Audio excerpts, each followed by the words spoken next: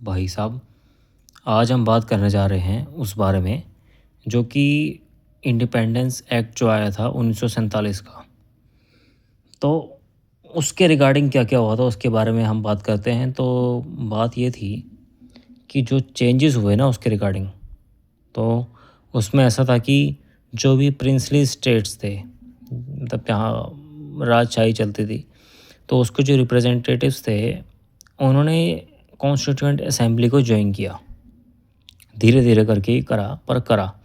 और 28 अप्रैल 1947 को जितने भी रिप्रेजेंटेटिव्स थे, जो कि 6 स्टेट्स थे, उनके वो कॉन्स्टिट्यूएंट असेंबली के पार्ट बने, जिसमें कि एक था बीकानेर, एक था बड़ौदा, एक था जयपुर, एक था रावा, एक था पटियाला, एक था उदयपुर। और इसको याद रखने की ट्रिक ये है कि बीबा जा रे पटियाला उड़ा, बीबा जा रे पटियाला उड़ा। ठीक है, इससे बीकानेर, बड़ौदा, जयपुर, रावा और पटियाला, उदयपुर याद हो जाता है। तो ये जब हुआ, इसको एक्सेप्ट कर लिया गया, तो माउंटबेटन प्लान जो था ना, जून 3 1947 का, वो पार्टीशन के लिए था। और जो पार्टीशन के लिए था, उसमें पार्टीशन ऐसा हुआ कि जो रिप्रेजेंटेटिव थे, जो कि प्रिंसली स्टेट से थे, उन्होंने अपनी सीट ले ली असेंबली में, कॉन्स्टिट्यूएंट असेंबली में। मोस्ट ऑफ देम उन्होंने अपना कब्जा कर लिया वहाँ पर।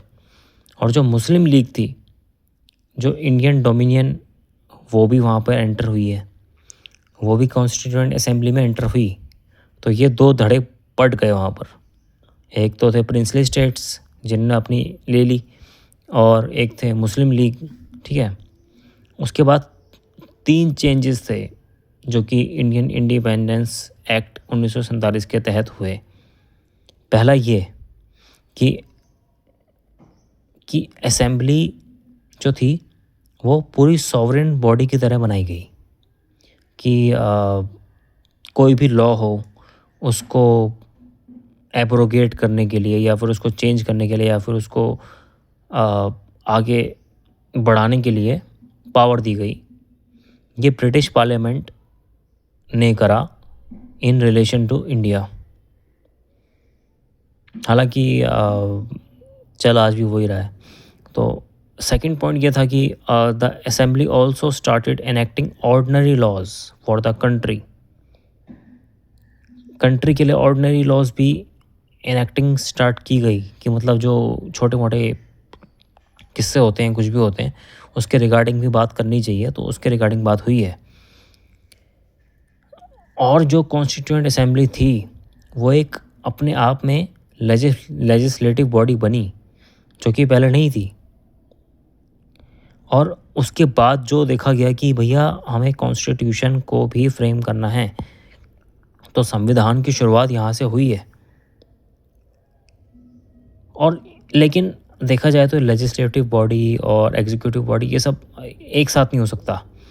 तो इन सब चीज़ों के लिए अलग अलग टास्क डिवाइड करे गए, जो कि अलग अलग डेज पे, जैसे इस पे लिखा ना, both these tasks to be performed on separate days. अलग अलग दिनों पे ये सब चीज़ें करने लगी गई, कि एक दिन ये होगा तो अगले दिन ये होगा, एक दिन इस पर चर्चा होगी, एक दिन इस पर चर्चा होगी।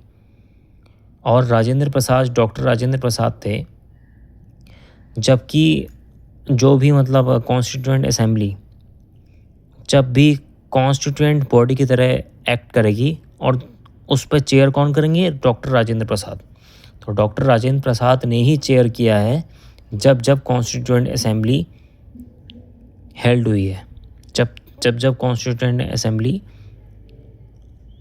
लगाई गई है।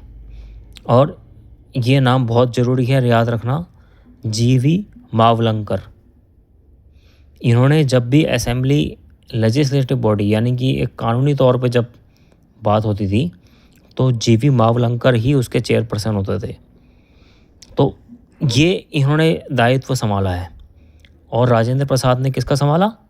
जब भी कॉन्स्टिट्यूएंट बॉडी की तरह वो डील कर रहे थे, और जब भी लेजिस्लेटिव बॉडी, यानी कि कानूनी प्रक्रिया के तहत जो भी डील कर रहे थे, तो जीवी मावलंकर ने ही करा है। और नवंबर 17 1947 को कि first time Constituent Assembly met as a dominion legislature and elected G V Mavalankar as it's speaker. यानी कि नवंबर 17 1947 को जीवी मावलंकर, जो कि इस समय यहाँ पर लेजिस्लेटिव बॉडी के चेयरपर्सन थे, उनको इन्होंने एक स्पीकर की तरह, आज आप देखते होंगे स्पीकर होते हैं, तो उस स्पीकर की तरह इनको नॉमिनेट किया। नवंबर 17 1947 को जीवी मावलंकर को स्पीकर की तरह नॉमिनेट किया गया।